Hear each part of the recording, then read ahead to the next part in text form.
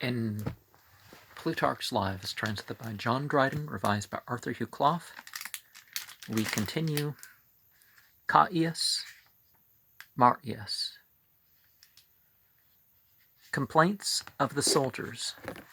now began to come to Marius's ears. What effeminacy does Marius see in us, that he should thus, like women, lock us up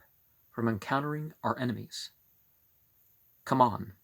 let us show ourselves men, and ask him if he expects others to fight for Italy, and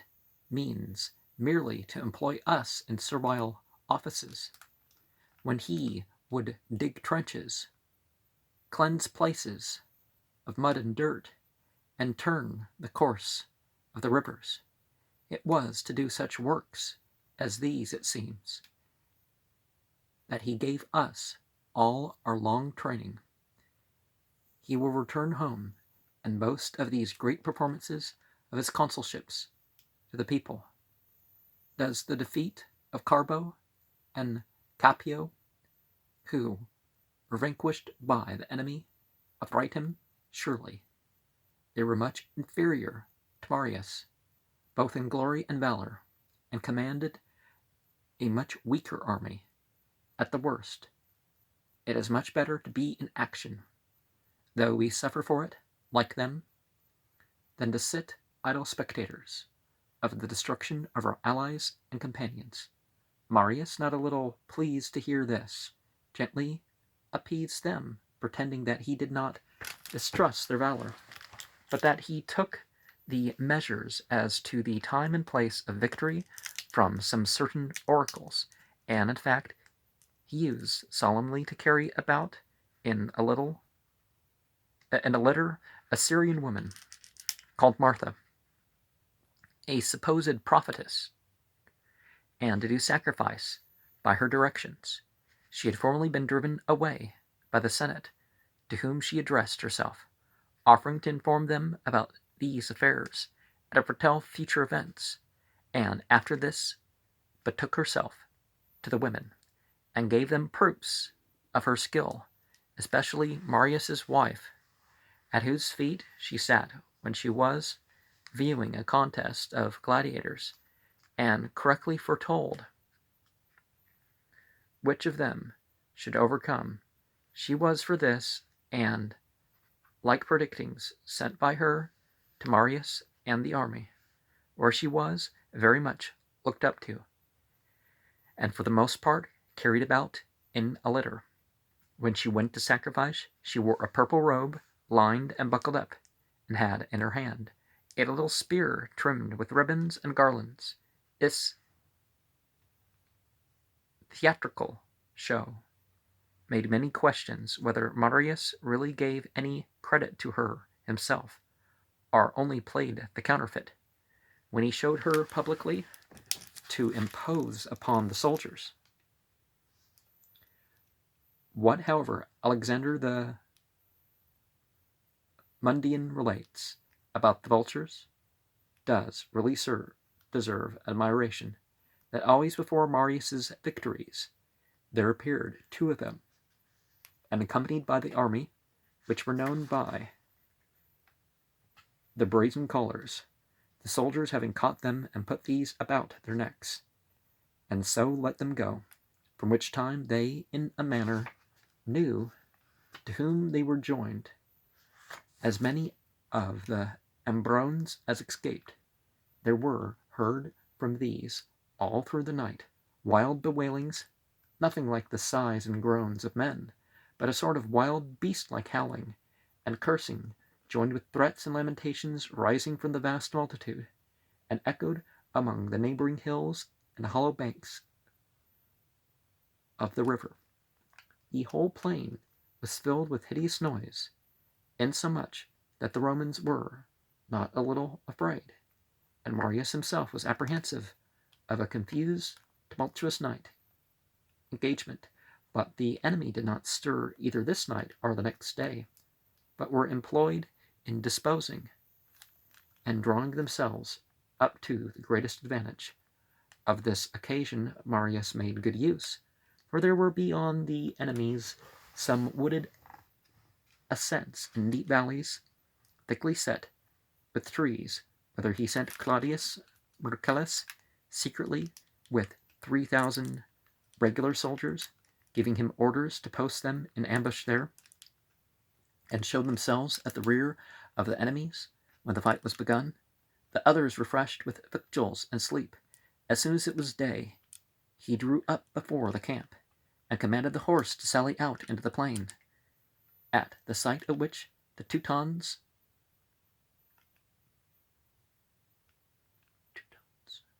could not contain themselves till the Romans should come down and fight them on equal terms, but hastily arming themselves, charged in their fury up the hillside. Marius, sending officers to all parts, commanded his men to stand still and keep their ground. When they came within reach, to throw their javelins, and use their swords, and joining their shields, force them back, pointing out to them that the steepness of the ground would render the enemy's blows inefficient, nor could their shields be kept close together, the inequality of the ground hindering the stability of their footing. The counsel he gave them, and I was the first that followed it, for he was inferior to none in the use of his body, and far excelled all in resolution. The Romans accordingly stood for their approach, and checking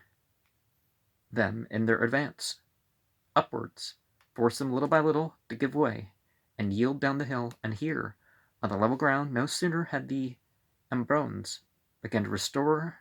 their van into a posture of resistance, but they found their rear disordered, for Marcellus had not let slip the opportunity. But as soon as the shout was raised among the Romans in the hills, he, setting his men in motion, fell in upon the enemy behind at full speed, and with loud cries routed those nearest him, and they, breaking the ranks of those that were before them, filled the whole army with confusion. They made no long resistance after they were thus broke in upon, but having lost all order, fled. The Romans, pursuing them, slew and took prisoners above 100,000, and possessing themselves of their spoil, tents, and carriages, voted all that was not purloined to Marius's share, which, though so magnificent a present, yet was generally thought less than his conduct deserved in so great a danger. Other authors gave a different account, both about the division of the plunder and the number of the slain. They say, however, that the inhabitants of Massilia made defenses round their vineyards with bones, and that the ground, enriched by the moisture of the putrefied bodies, soaked with the rain of the following winter, yielded at the season in a prodigious crop, and fully justified Archilochus, who said that the fallows thus are fattened. It is an observation also that extraordinary rains pretty generally fall after great battles, whether it be that some divine power thus washes and cleanses the polluted earth with showers from above, or that moist and heavy evaporations, streaming forth from the blood and corruption, thicken the air, which naturally is subject to alteration from the smallest causes. After the battle, Marius chose out from amongst the barbarians' spoils and arms those that were whole and handsome, and that he would make the greatest show in his triumph. The rest he heaped upon a large pile, and offered a very splendid sacrifice, whilst the army stood round about with their arms and garlands, himself attired, as the fashion is on such occasions, in the purple bordered robe, and taking a lighted torch with both hands, lifting it up towards heaven, he was then going to put it to the pile, when some friends were espied with all haste, coming towards him, on horseback, upon which every one remained in silence and expectation. They, upon their coming up, leapt off and saluted Marius, bringing him the news of his 5th consulship, and delivered him letters to that effect. These gave the additions of no small joy to the solemnity, and while the soldiers clashed their arms and shouted, the officers again crowned Marius with a laurel wreath, and he thus set fire to the pile, and finished his sacrifice. But whatever it be which interferes to prevent the enjoyment of prosperity ever being pure and sincere, and still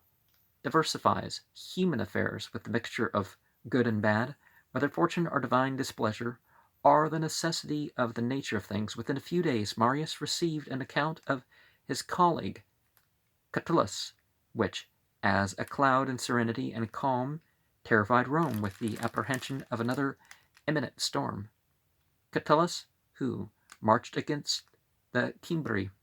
despairing of being able to defend the passes of the Alps, lest being compelled to divide his forces into several parties, he should weaken himself, descended again into Italy, and posed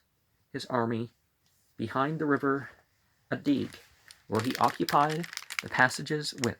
strong fortifications on both sides of the river, and made a bridge that so he might cross to the assistance of his men on the other side. If so be the enemy, having forced their way through the mountain passes, should storm the fortresses. The barbarians, however, came on with such insolence and contempt of their enemies, that to show their strength and courage, rather than out of any necessity, they went naked in the showers of snow, and through the ice and deep snow climbed up to the tops of the hills, and from thence, placing their broad shields under their bodies, let themselves slide from the precipices along their vast, slippery descents. Wonder how many died doing that, right? When they had pitched their camp at a little distance from the river and surveyed the passage, they began to pile it up, giant-like, tearing down the neighboring hills, and brought trees, pulled up by the roots, and heaps of earth to the river, damming up its course, and with the great heavy materials which they rolled down the stream and dashed against the bridge, they forced away the beams which supported it, in consequence of which the greatest part of the Roman soldiers, much affrighted, left the camp and fled. Here Catullus showed himself a generous and noble general, in preferring the glory of his people before his own, for when he could not prevail with his soldiers to stand to their colors, but saw how they all deserted them, he commanded his own standard to be taken up, and running to the foremost of those that fled, has led them forward, choosing rather that the disgrace should fall upon himself than upon his country, and that they should not seem to fly, but following their captain to make a retreat. The barbarians assaulted and took the fortress on the other side. The Adige were much admiring the few Romans there left, and had shown extreme courage, and had fought worthily of their country. They dismissed them upon terms, swearing them upon the brazen bull, which was afterwards taken in the battle, and carried, they say, to Catullus's house, as the chief trophy of victory. The thus falling in upon the country destitute of defense, they wasted it on all sides. Marius was presently sent for to the city, where, when he arrived, everyone supposing he would triumph, the Senate too unanimously voting it, he himself did not think it convenient, whether that he were not willing to deprive his soldiers and officers of their share of the glory, or that, to encourage the people in this juncture, he would leave the honor due to his past victory on trust, as it were, in the hands of the city and its future fortune, deferring it now to receive afterwards with the greater splendor. Having left such orders as the occasion required, he hastened to Catullus, whose drooping spirits he much raised, and sent for his own army from Gaul, and as soon as it came passing the river Po, he endeavored to keep the barbarians out of that part of Italy which lies south of it. Not the same. Isn't there nothing to do with the Chinese origin myth, right? Isn't there like a Po? Anyways, they professed that they were in expectation of the Teutons, and saying they wondered they were so long in coming deferred the battle, either that they were really ignorant of their defeat, or were willing to seem so, for they certainly much maltreated those that brought them such news,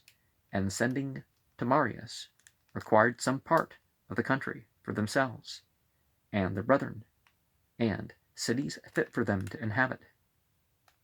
When Marius inquired of the ambassadors who the brethren were, upon their sayings, the Teutons, all that were present, began to laugh. And Marius accordingly answered them, "Do not trouble yourself for your brethren, for we have already provided lands for them, which they shall possess forever." The ambassadors, understanding the mockery, broke into insults and threatened that Cimbri would make him pay for this, and the Teutons too when they came. "They are not far off," replied Marius, "and it will be unkindly done of you to go away before greeting your brethren." Saying so, he commanded the kings of the Teutons to be brought out,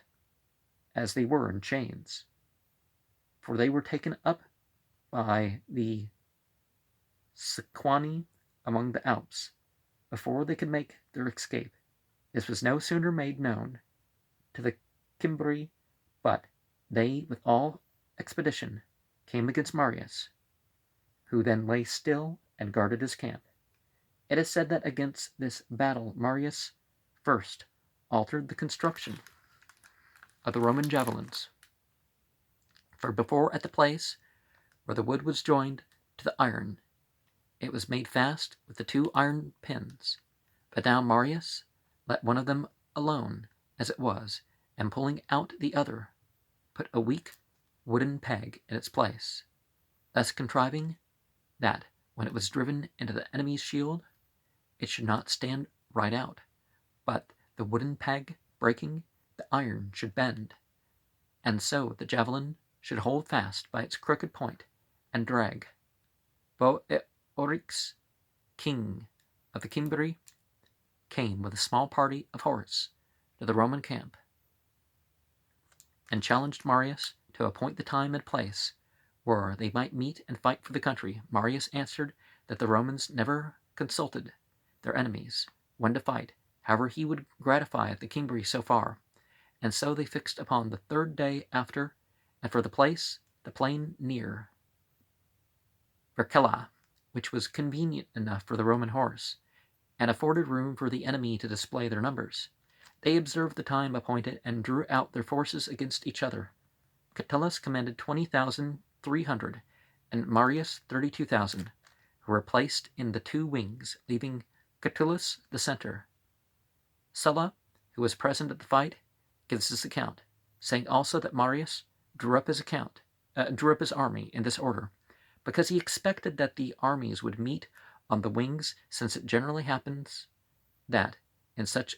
extensive fronts the center falls back, and thus he would have the whole victory to himself and his soldiers, and Catullus would not be even engaged. They tell us also that Catullus himself alleged this in vindication of his honor, accusing in various ways the enviousness of Marius. The infantry of the Cimbri marched quiet out of their fortifications, having their flanks equal to their front, every side of the army taking up 30 furlongs. Their horse, that were in number 15,000, made a very splendid appearance. They wore helmets made to resemble the head and jaws of wild beasts, and other strange shapes, and heightening these with plumes of feathers, they made themselves appear taller than they were. They had breastplates of iron and white, glittering shields, and for their offensive arms every one had 2 darts, and when they came hand to hand, they used large and heavy swords. The cavalry did not fall directly upon the front of the Romans, but, turning to the right, they endeavored to draw them on in that direction, by little and little, so as to get them between themselves and their infantry, who were placed in the left wing. The Roman commanders soon perceived the design, but could not contain the soldiers, for one happening to shout out that the enemy fled, they all rushed to pursue them, while the whole barbarian foot came on, moving like a great ocean. Here Marius, having washed his hands, and lifting them up towards heaven, vowed an hecatomb to the gods. Hecatomb? And Catullus, too, in the same posture, solemnly promised to consecrate a temple to the fortune of that day.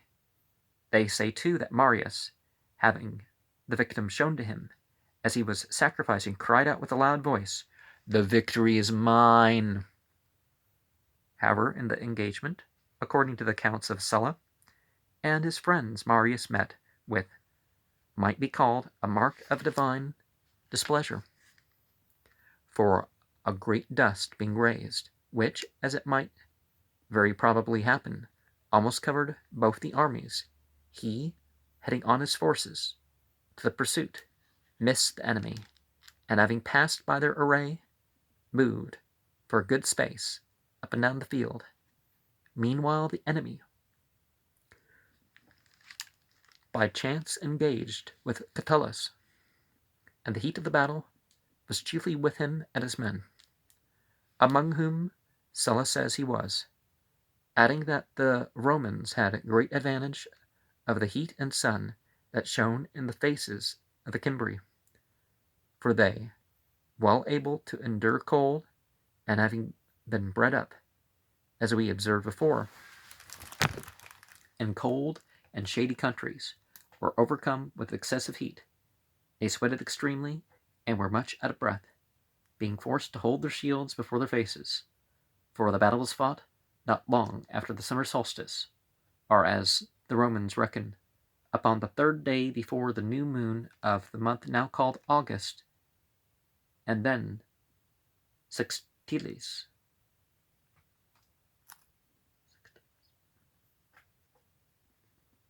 The dust, too, gave the Romans no small addition to their courage, inasmuch as it hid the enemy.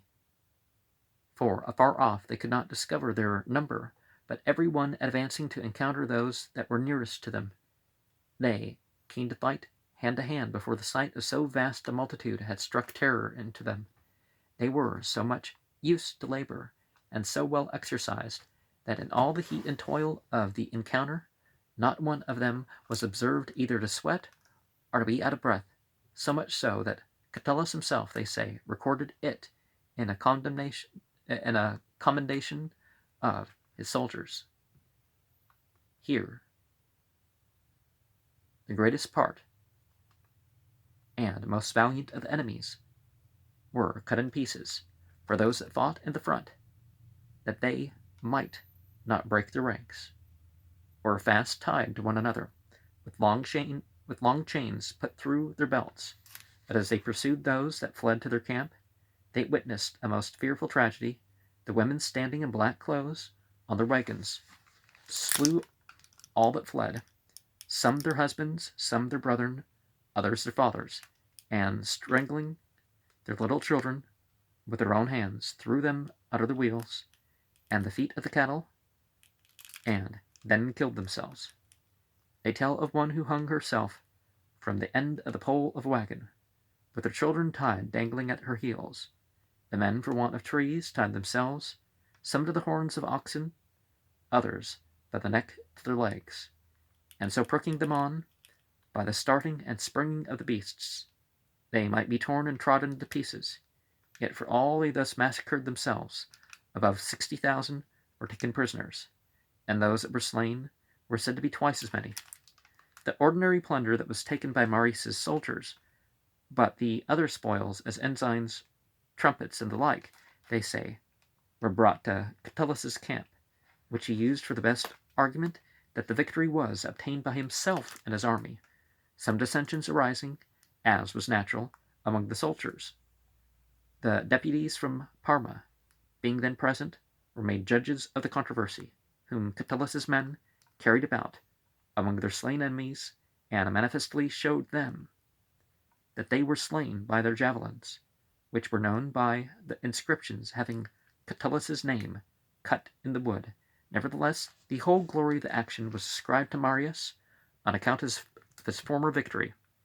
and under color of the present authority, the populace, more especially styling him the third founder of their city, and having diverted a danger no less threatening than that when the Gauls sacked Rome, and every one in their hearts and rejoicing at home with their wives and children made offerings and libations in honor of the gods and Marius, and would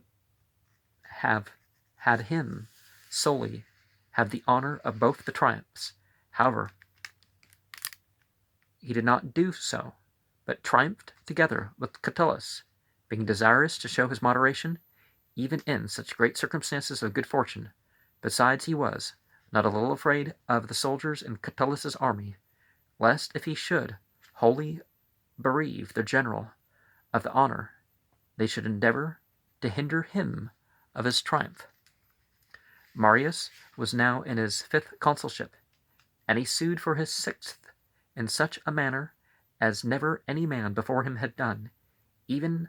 for his 1st, he courted the people's favor and ingratiated himself with the multitude by every sort of complaisance, not only derogating from the Senate,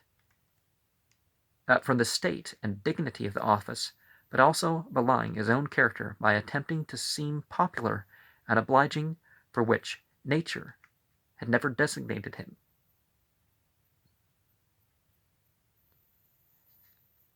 For which nature had never designed him. His passion for distinctions did, indeed, they say, make him exceedingly timorous in any political matters, or in confronting public assemblies,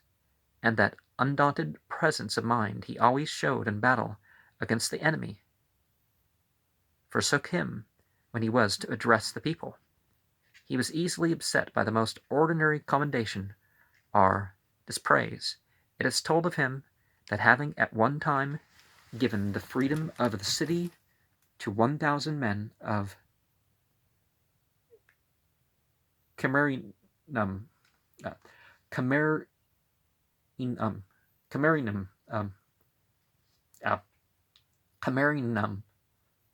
who had behaved valiantly in this war, and this seeming to be illegally done upon some one or other calling him to an account, for it be answered that the law spoke too softly to be heard in such a noise of war. Yet he himself appeared to be more disconcerted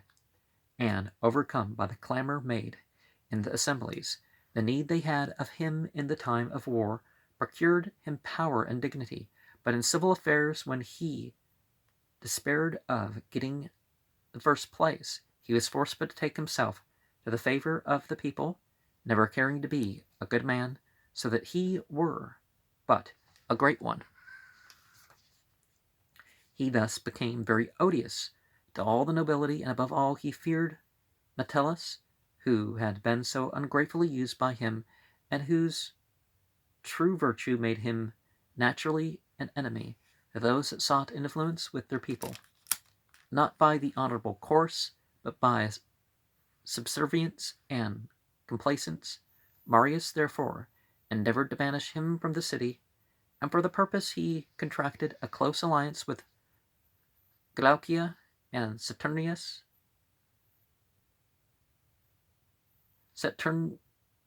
Saturninus,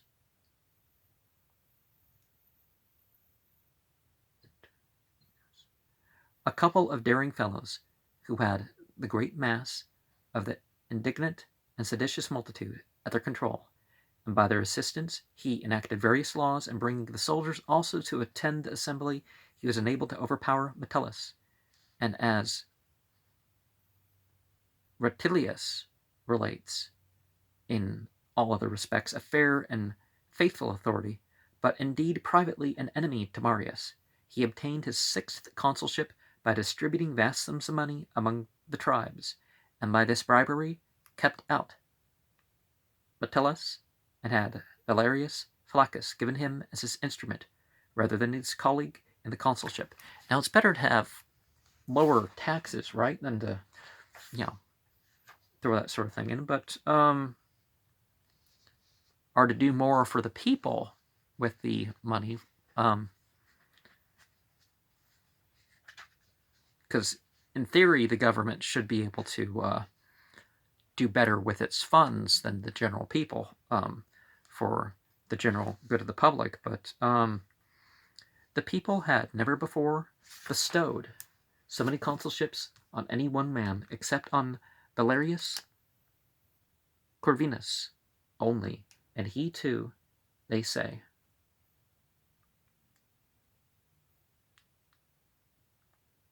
was 45 years between his first and last. But Marius, from his first, ran through 5 more, with one current of good fortune.